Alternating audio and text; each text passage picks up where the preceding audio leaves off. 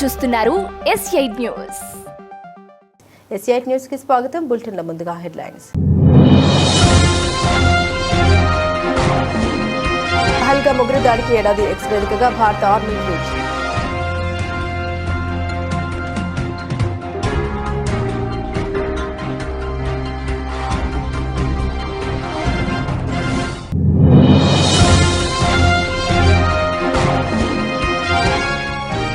మూడు రోజుల భారత పర్యటనకు వచ్చిన దక్షిణ కొరియా అధ్యక్షుడు ఇరు దేశాల సంబంధాలు బలోపేతమయ్యే దిశగా పలు ఒప్పందాలు.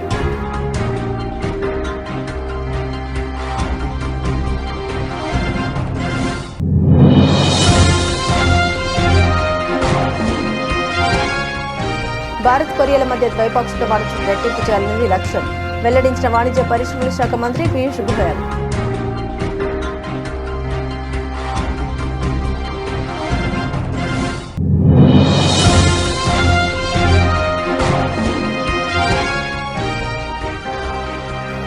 ఇండియా పోస్ట్ 16% బలమైన వృద్ధి సాధించింది స్పష్టం చేసిన కేంద్ర మంత్రి జ్యోతిరాదిత్య సింధియా.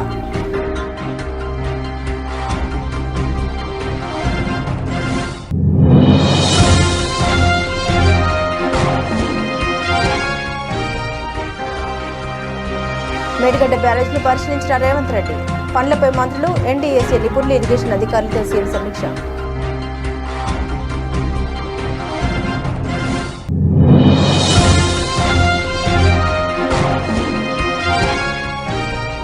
యాభై శాతం సీట్ల పెంపు, 33% మహిళల రిజర్వేషన్లో అన్యాయం ఎక్కడ ఉంది? కాంగ్రెస్ మరియు దాని మిత్రపక్షాన్ని ప్రశ్నించిన ఏపీ సీఎం చంద్రబాబు.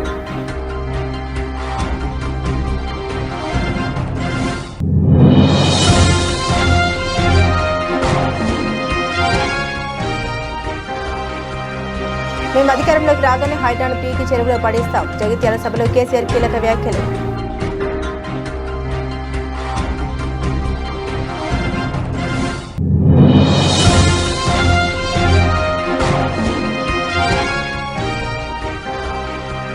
చంద్రబాబుకు ప్రత్యర్థుల్ని ఎదుర్కొనే ధైర్యం లేదు, అందుకే వ్యక్తిత్వ హననాలు, తప్పుడు కేసులు పెట్టారని మండిపడ్డ అంబటి రాంబాబు.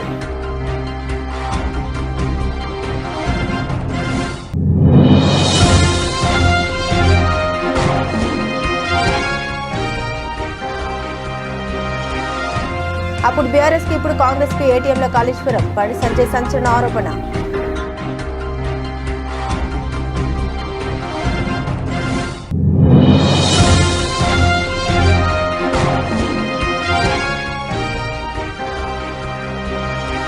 మంత్రి పదవి కోసమే వైఎస్ జగన్ పై బుచ్చయ్య చౌదరి నీచ విమర్శలు. మాజీ ఎంపీ మార్గని భారత్ ఫైర్.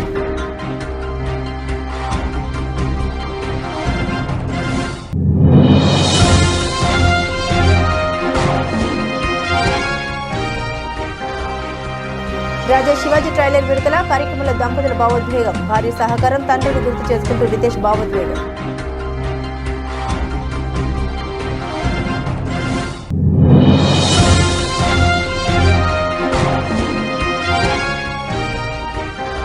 $79,000కు చెరువుల సెన్సెక్స్. భారీ లాభాలతో ప్రారంభమైన స్టాక్ మార్కెట్లు.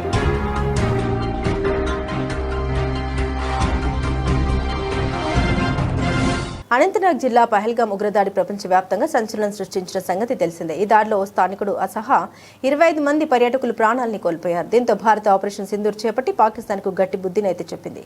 సర్జికల్ స్ట్రైక్ చేపట్టి 100 మందికి పైగా కరుడు గట్టిన ఉగ్రవాదుల్ని పాక్ గడ్డపైనే మట్టుబెట్టింది. అలాగే ఆపరేషన్ మహాదేవ్ పేరుతో ఈ దాడికి పాల్పడిన వారిని హతమార్చింది. పహల్గామ్ ఉగ్రదాడి జరిగి రేపటి సరిగ్గా ఏడాది కానుంది. ఈ సందర్భంగా భారత సైన్యం దృఢ సంకల్పాన్ని, ఐక్యతను ప్రతిబింబించే ఓ శక్తివంతమైన సందేశం ఇచ్చింది. మానవత్వపు హద్దులు దాటినప్పుడు ప్రతిస్పందన నిర్ణయాత్మకంగా ఉంటుంది, న్యాయం జరుగుతుంది, భారతదేశం ఐక్యంగా నిలుస్తుందని ఎక్స్ వేదికగా ట్వీట్ చేసింది. 2025 ఏప్రిల్ 22న అనంతనాగ్ జిల్లా పహల్గామ్ వద్ద మినీ స్విట్జర్లాండ్ గా పిలిచే బైసరన్ పచ్చిక బయల ప్రాంతాన్ని పర్యాటకులు ఆస్వాదిస్తున్నారు. వారిని లక్ష్యంగా చేసుకుని 3 ఉగ్రవాదులు ఒక్కసారిగా కాల్పులకు తెగబడ్డారు. చిన్న పెద్ద అని తేడా లేకుండా చిక్కిన వారిని చిక్కినట్లే కాల్చివేశారు. వారిని అడ్డుకునేందుకు ప్రయత్నించిన ఓ స్థానికుని హతమార్చారు. మొత్తం 26 మంది ప్రాణాలను తీసి అక్కడి నుండి పారిపోయారు. ఈ ఘటన భారతదేశం సహా పలు దేశాలను దిగ్భ్రాంతికి గురి చేసింది. పాక్ ఉగ్రవాద చర్యను అనేక దేశాలు ఖండించాయి. దీంతో జమ్మూ కాశ్మీర్ వ్యాప్తంగా సుమారు 44 పర్యాటక ప్రదేశాలను మూసివేశారు అధికారులు. ఆ తర్వాత ఆపరేషన్ సింధూర్తో పాక్పై భారత్ విరుచుకుపడింది. చివరికి దాడులు ఆపాలంటూ పాక్ కాలబేరానికి వచ్చింది. కాగా జమ్మూ కాశ్మీర్ వ్యాప్తంగా చాలా పర్యాటక ప్రదేశాలు తిరిగి ప్రారంభించినప్పటికీ బైస్రన్, చందన్వారి పర్యాటక ప్రదేశాలు మాత్రం ఇంకా మూసే ఉన్నాయి. పహల్గామ్ ఉగ్రదాడికి ఏడాది పూర్తి కావస్తున్న తరుణంలో జమ్మూ కాశ్మీర్ అధికారులు, పోలీసులు, భద్రతా దళాలు అప్రమత్తమయ్యాయి. కాశ్మీర్ వ్యాప్తంగా భద్రత కట్టుదిట్టం చేశాయి. ప్రజలు ఎలాంటి భయాందోళన రేకెత్తకుండా భద్రతను పటిష్టం చేశాయి. ఈ మేరకు పలు జిల్లాల్లో అధికారులు భద్రతా సమావేశాలు నిర్వహిస్తున్నారు. Pulwama deputy inspector general Javed Iqbal మట్టు భద్రతపై సమగ్ర సమీక్ష నిర్వహించారు. అవంతిపోరా, శ్రీనగర్లలోనూ సీనియర్ సూపరింటెండెంట్ ఆఫ్ పోలీస్ జీవి సందీప్ చక్రవర్తి ఆధ్వర్యంలో శాంతి భద్రతా పరిరక్షణ, ఉగ్రవాద చర్యల నిర్మూలనపై సమీక్ష నిర్వహించారు. ప్రతి రంగంలోనూ అవకాశాలను అందిపుచ్చుకునే విధంగా దక్షిణ కొరియాతో భాగస్వామ్యం చేసుకుంటున్నామని ప్రధానమంత్రి నరేంద్ర మోదీ తెలిపారు. దక్షిణ కొరియా అధ్యక్షుడు లీ జే-మ్యూంగ్ 3 రోజుల పర్యటనలో భాగంగా భారతదేశానికి వచ్చారు.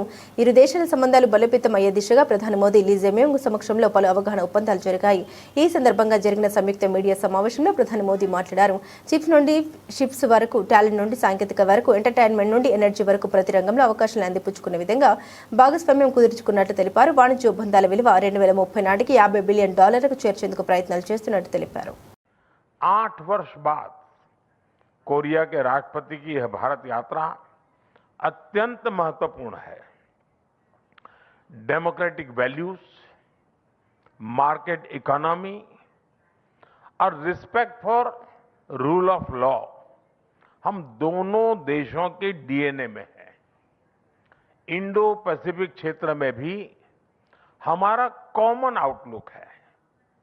इन सब के आधार पर पिछले 1 दशक में हमारे संबंध अधिक गतिशील और व्यापक हुए हैं और आज प्रेसिडेंट ली की यात्रा से हम इस ट्रस्टेड पार्टनरशिप को फ्यूचरिस्टिक पार्टनरशिप में ट्रांसफॉर्म करने जा रहे हैं. हम चिप से लेकर शिप्स, टैलेंट से लेकर टेक्नोलॉजी, एनवायरमेंट से लेकर एनर्जी, हर क्षेत्र में सहयोग के नए अवसरों को साकार करेंगे और साथ मिलकर दोनों देशों की प्रोग्रेस और प्रॉस्पेरिटी सुनिश्चित करेंगे. భారత్ కొరియాల మధ్య ప్రస్తుతం ద్వైపాక్షిక వాణిజ్యం $27 బిలియన్ ఉందని, రాబోయే 4 ఏళ్లలో రెట్టింపు చేయాలనేది ఉమ్మడి లక్ష్యమని వాణిజ్య పరిశ్రమల శాఖ మంత్రి పీయూష్ గోయల్ అన్నారు. న్యూఢిల్లీలో జరిగిన భారత్ కొరియా బిజినెస్ ఫోరం ప్రారంభ సమావేశంలో ఆయన ప్రసంగించారు.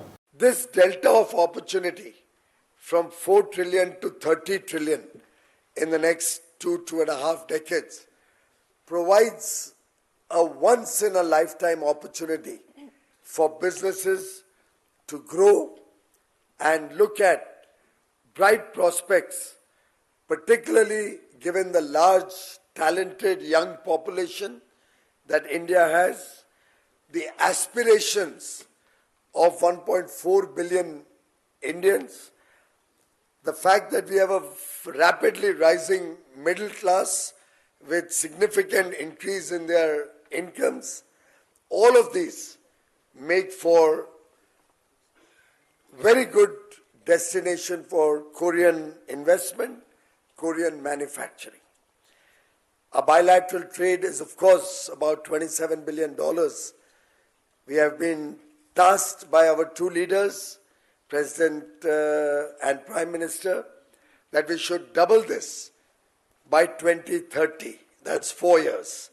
So we are looking at about 18% growth if we have to double it in the next 4 years. But I still believe that's not the true potential of this partnership. Given the size and scale of the opportunity, of the work that both countries are doing, the amount of effort that the leadership of the 2 countries is investing in this relationship, I think we need to focus on unlocking the next phase of this partnership. And towards that end, this visit is going to be a very, very defining భవిష్యత్తులో మరిన్ని గొప్ప మైలురాళ్లను సాధించాలనే దృఢమైన లక్ష్యంతో ఈ సంవత్సరాన్ని విజయవంతంగా ముగిస్తున్నామని తపాలా శాఖ వార్షిక సమావేశంలో కేంద్ర మంత్రి జ్యోతిరాదిత్య సింధియా తెలిపారు. 2025-26 ఆర్థిక సంవత్సరానికి గాను 23 తపాలా సర్కిళ్లపై విస్తృతమైన సమీక్ష జరిగిందన్నారు. ఈ సంవత్సరం బలమైన పురోగతిని, నిర్ణయాత్మకమైన అభివృద్ధిని ప్రదర్శించిందని 2024-25 ఆర్థిక సంవత్సరంలో 13,218 కోట్లుగా ఉన్న ఆదాయాలు 2025-26 ఆర్థిక సంవత్సరానికి 15,296 కోట్లకు పెరగడంతో ఇండియా పోస్ట్ 16% బలమైన వృద్ధి సాధించిందని పేర్కొన్నారు. ఇది ఒక చారిత్రాత్మక మైలురాయిని అభిప్రాయపడ్డారు. FY 25-26, which means 31st of March 26, less than a month ago, we closed at 15,296 crores in terms of revenue, which is a growth rate of 16%. It's the first time probably that we've hit upwards of 15% in growth rate, probably in a long time in this department. So it has been a very historic year for the Department of Posts, and I'd like to once again congratulate and thank every single member of our family who has worked tirelessly to make this possible. As you're aware, we've also come out with 3 new products. We are looking at now increasing the penetration of many of our services, acquiring new customers, performing against very strict Six Sigma service level agreements with all our clients to post an even greater growth rate over the next fiscal year. And I am glad to report that we had set a very stiff target for this year, knowingly, which was close to 17,000 crores. We've achieved almost about 87% of that target at 15,296 crores. And out of which 8 circles out of 23 have achieved greater than 90% of their target. 14 circles have Kaleshwaram ప్రాజెక్టుల redesign పేరుతో కేసీఆర్ హయాంలో అవినీతికి పాల్పడ్డారని తెలంగాణ ముఖ్యమంత్రి రేవంత్ రెడ్డి ఆరోపించారు. కాళేశ్వరం ప్రపంచంలోనే అద్భుతమని మాజీ CM KCR అన్నారని పేర్కొన్నారు. మేడిగడ్డ బ్యారేజీని పరిశీలించి ఇరిగేషన్ క్యాంపు కార్యాలయంలో మంత్రులు, ఎన్డీఎస్ఏ నిపుణులు, ఇరిగేషన్ అధికారులతో సీఎం సమీక్ష సమావేశం నిర్వహించారు. మేడిగడ్డ అన్నారం, సుందిళ్ల లోపాలపై ఎలా ముందుకెళ్లాలో స్పష్టత వచ్చిందని సీఎం రేవంత్ రెడ్డి పేర్కొన్నారు. సమస్యను అర్థం చేసుకోవడమే సగం పరిష్కారమని చెప్పుకొచ్చారు. సమస్యను పూర్తిగా అర్థం చేసుకున్నాకే అధికారులు పనులు ప్రారంభించాలని ఆదేశించారు. సేకరించిన శాంపిల్స్ రిజల్ట్కు అనుగుణంగా పనులు చేపట్టాలని సూచించారు. ఎన్డీఎస్ఏ మార్గదర్శకాలకు అనుగుణంగా ముందుకు వెళ్లాలని సూచించారు. వేల కోట్ల రూపాయలు 1,50,000 కోట్ల రూపాయల అంచనాలతోటి ఇప్పటికే 1,00,000 కోట్ల రూపాయలు కాంట్రాక్టర్లకు చెల్లించడం జరిగింది. ఈ ప్రాజెక్టుల మీద 1,00,000 కోట్లు ఖర్చు పెట్టిన కాళేశ్వరం ప్రాజెక్టు ఇప్పటి వరకు 1,00,000 ఎకరాలకు కూడా నీళ్లు ఇవ్వలేకపోయినాము. ఇప్పటి వరకు 2019లో ప్రారంభించిన ప్రాజెక్టు 2023 వరకు 162 టీఎంసీలను మాత్రమే ఇందులో నుంచి లిఫ్ట్ చేయడం జరిగింది. 20 టీఎంసీలు ఎవాపరేట్ అయిపోయినాయి. 32 టీఎంసీలు శ్రీపాద ఎలంపల్లి నుంచి మళ్ళీ కింది సముద్రంలోకి వదలాల్సిన పరిస్థితి.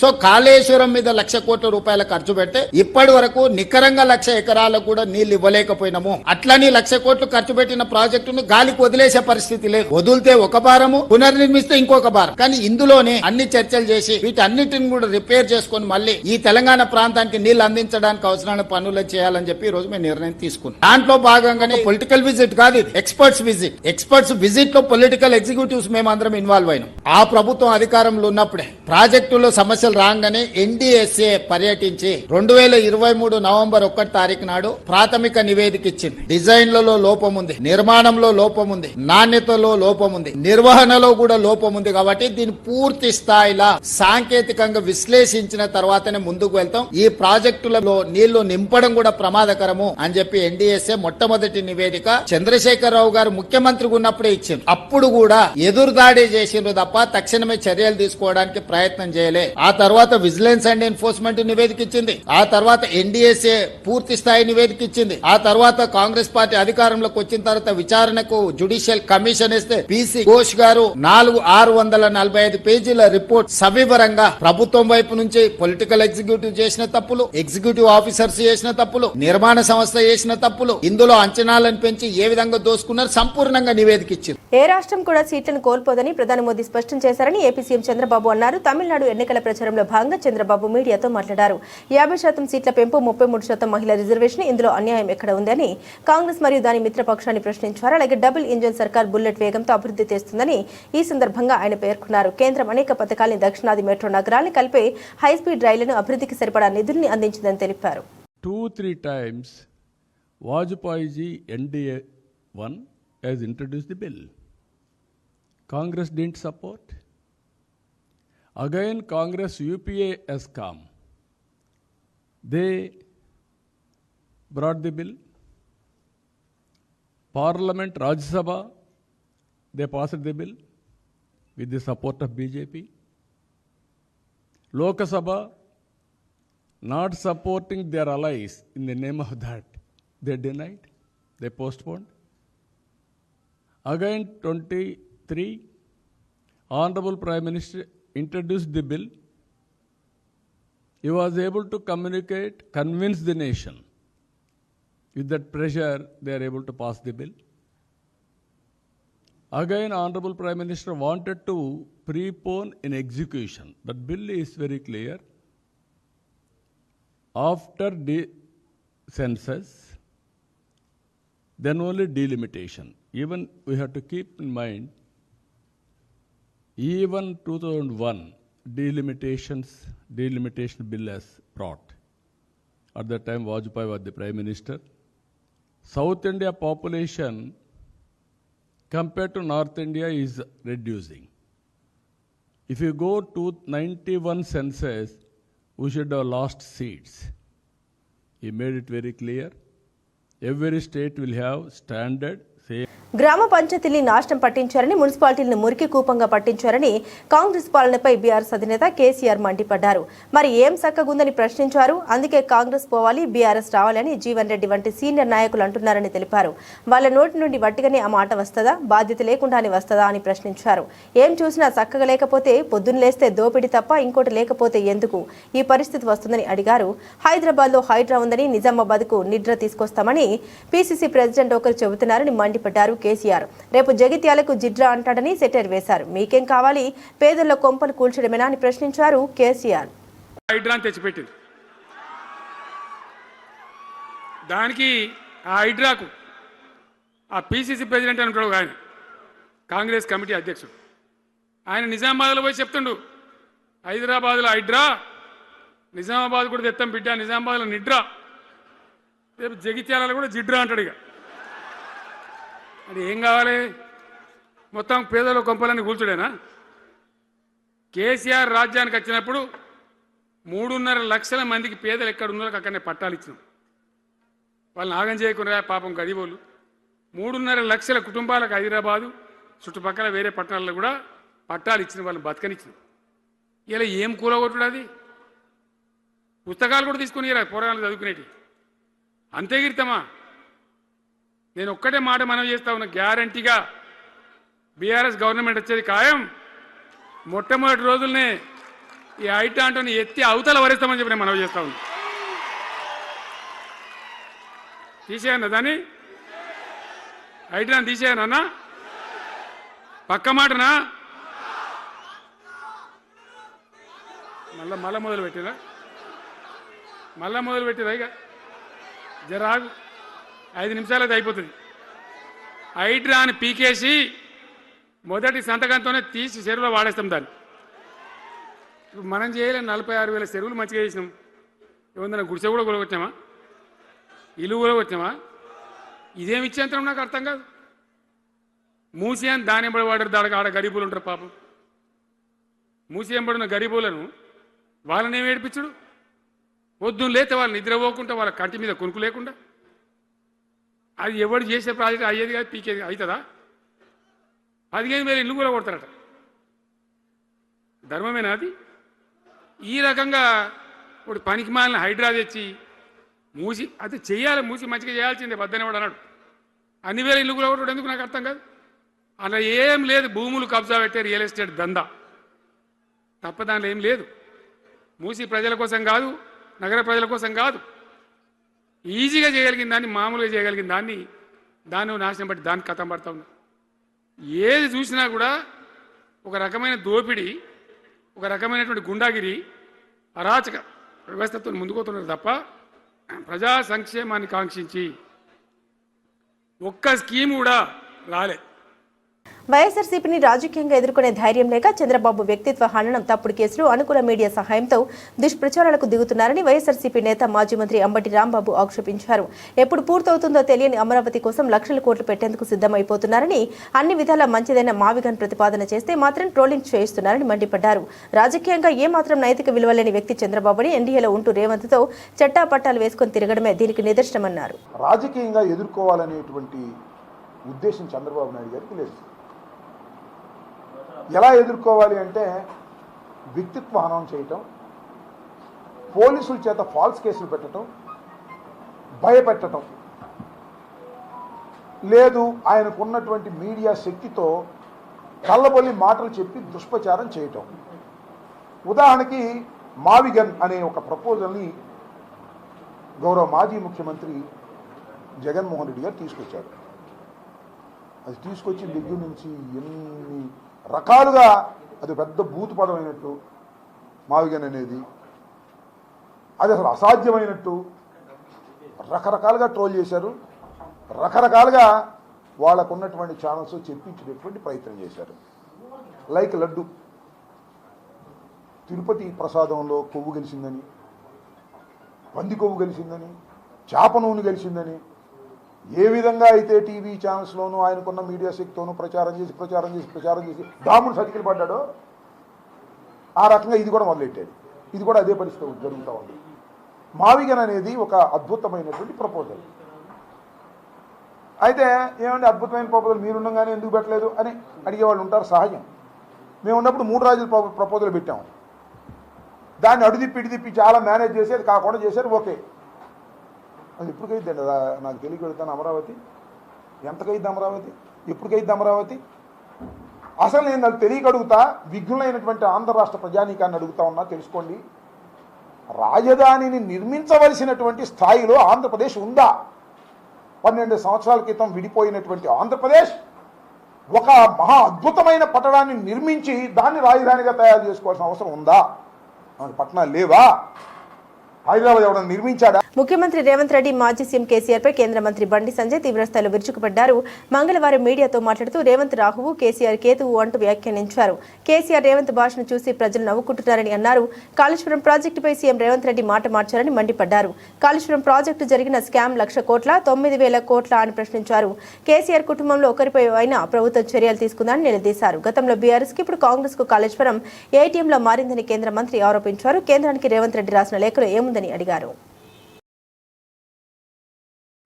నమస్కారం. కరీంనగర్ కార్పొరేషన్ పరిధిలో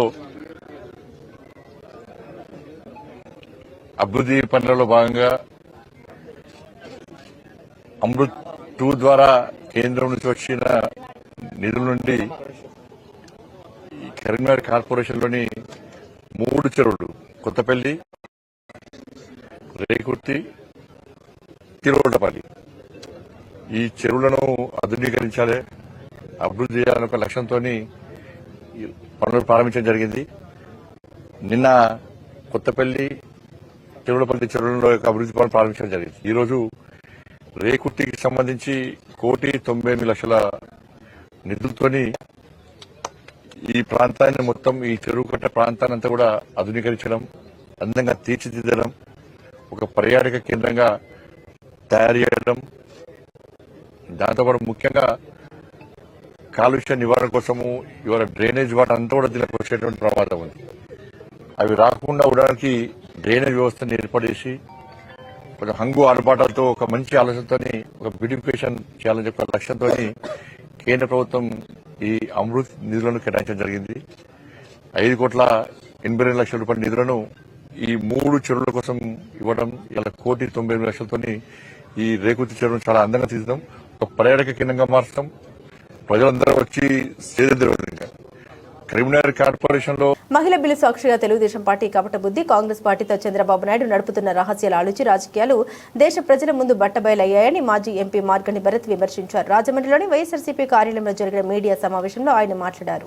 ఒకవైపు కాంగ్రెస్ ను విమర్శిస్తూనే మరోవైపు ఆ పార్టీ ముఖ్యమంత్రి రేవంత్ రెడ్డితో టీడీపీ నేతలు చట్టాబట్టలేసుకుని తిరగడం వారి ద్వంద్వ నీతికి నిదర్శనమని మండిపడ్డారు. టీడీపీ సీనియర్ నేత బుచ్చే చౌదరిపై నిప్పులు చెరుగుతూ 80 ఏళ్ల వయసులో కేవలం మంత్రి పదవి దక్కించుకోవాలని ఆశతో వైఎస్ జగన్ పై పచ్చి అబద్దాలు ప్రచారం చేయడం దుర్మార్గమని మండిపడ్డారు. సీనియర్ మోస్ట్ ఎమ్మెల్యే ఆంధ్రప్రదేశ్ రాష్ట్రంలో సిట్టింగ్ ఎమ్మెల్యే ఉన్నాడు బుచ్చే చౌదరి గారు. సరే ఎంత పచ్చి అబద్దాలు మాట్లాడుతూ ఉన్నాడు అంటే ఒక మంత్రి పదవి గురించి నాకు తెలిసి 82, 83 సంవత్సరాలు అనుకుంటా. ఈ వయసులో, ఈ లేట్ వయసులో ఏదో రకంగా నన్ను కనుకరించిపోతారా, ఒక ముఖ్యమంత్రి ఒక మంత్రిగా ఇవ్వకపోతారా అని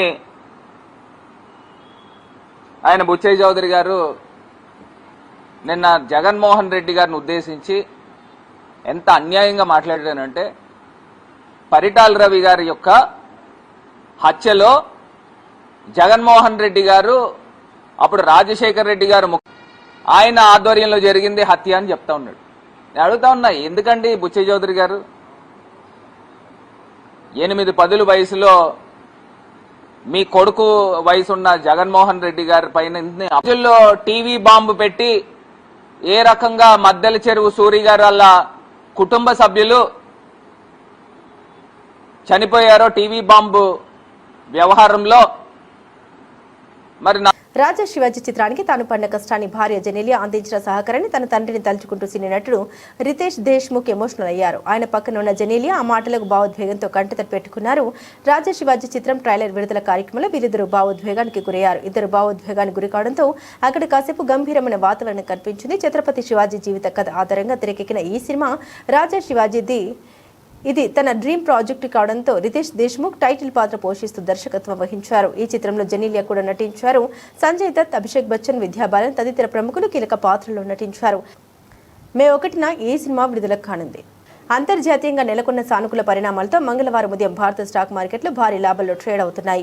అమెరికా, ఇరాన్ మధ్య శాంతి చర్చలు జరగవచ్చన్న ఆశలు, అంతర్జాతీయంగా ముడి చమురు ధరలు తగ్గడం వంటి అంశాలు మార్కెట్ సెంటిమెంట్ను బలపరిచాయి. దీంతో సూచీలు పరుగులు పెట్టాయి. సెన్సెక్స్ చారిత్రాత్మక 79,000 మార్కుకు అత్యంత చేరువలో కదలాడుతుంది. ట్రేడింగ్ ప్రారంభమైన కాసేపటికే సెన్సెక్స్ 445 పాయింట్లు లాభపడి 78,966 వద్ద ఇంట్రాడే గరిష్ట స్థాయికి చేరుకుంది. నిఫ్టీ కూడా 118 పాయింట్లు పెరిగి 24,483 వద్ద ట్రేడ్ అయింది. రంగాల వారీగా చూస్తే realty, private bank, metal, consumer durables షేర్లలో కొనుగోలు జోరు కనిపించింది. అయితే SBI life, HDFC life, Infosys, doctor Reddy's వంటి కొన్ని షేర్లు నష్టాల్లో పయనించాయి.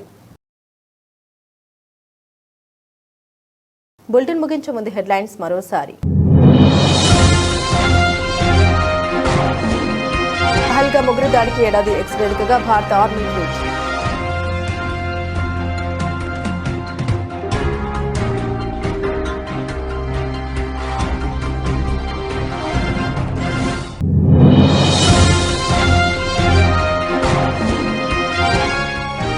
మూడు రోజుల భారత పర్యటనకు వచ్చిన దక్షిణ కొరియా అధ్యక్షుడు. ఇరు దేశాల సంబంధాలు బలోపేతమయ్యే దిశగా పలు ఒప్పందాలు.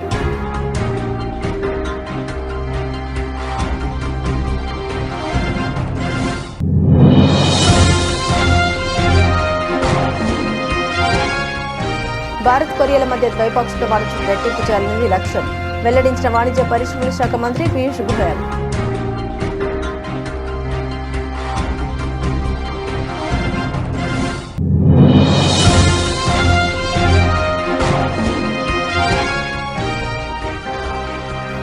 ఇండియా పోస్ట్ 16% బలమైన వృద్ధి సాధించింది స్పష్టం చేసిన కేంద్ర మంత్రి జ్యోతిరాదిత్య సింధియా.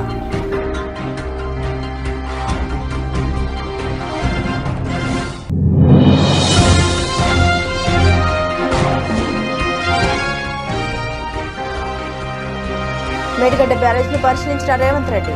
పనులపై మంత్రులు, ఎన్డీఏసీ నిపుణులు, ఇరిగేషన్ అధికారులతో సీఎం సమీక్ష.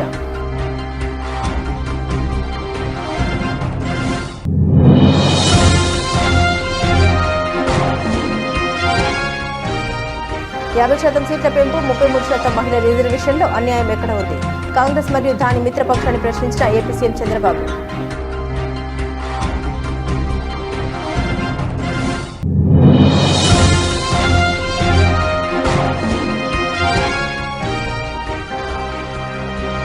అధికారంలోకి రాగానే హైడ్రాను పీకి చెరువులో పడేస్తాం. జగిత్యాల సభలో కేసీఆర్ కీలక వ్యాఖ్యలు.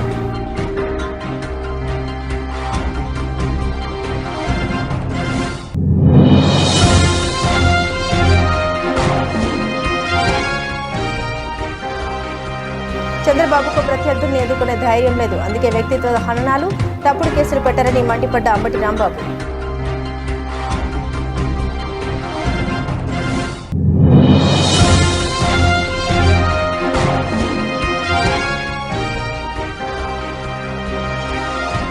అప్పుడు బీఆర్ఎస్ కి ఇప్పుడు కాంగ్రెస్ కి ఏటీఎంలో కాళేశ్వరం. బండి సంజయ్ సంచలన ఆరోపణ.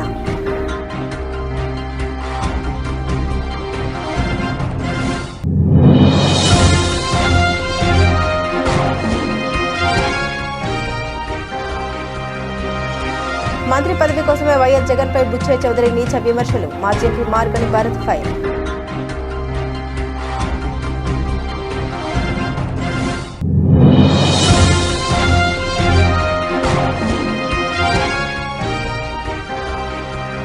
రాజా శివాజీ ట్రైలర్ విడుదల కార్యక్రమంలో దంపతుల భావోద్వేగం. భార్య సహకారం, తండ్రిని గుర్తు చేసుకుంటూ రితేష్ భావోద్వేగం.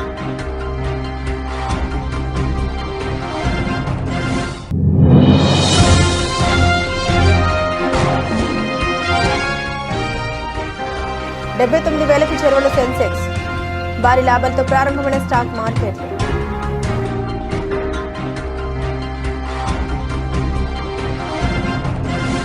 ఇవి బులెటిన్లోని విశేషాలు. తిరిగి మరో బులెటిన్తో మళ్ళీ కలుసుకుందాం. అంతవరకు సెలవు, నమస్కారం.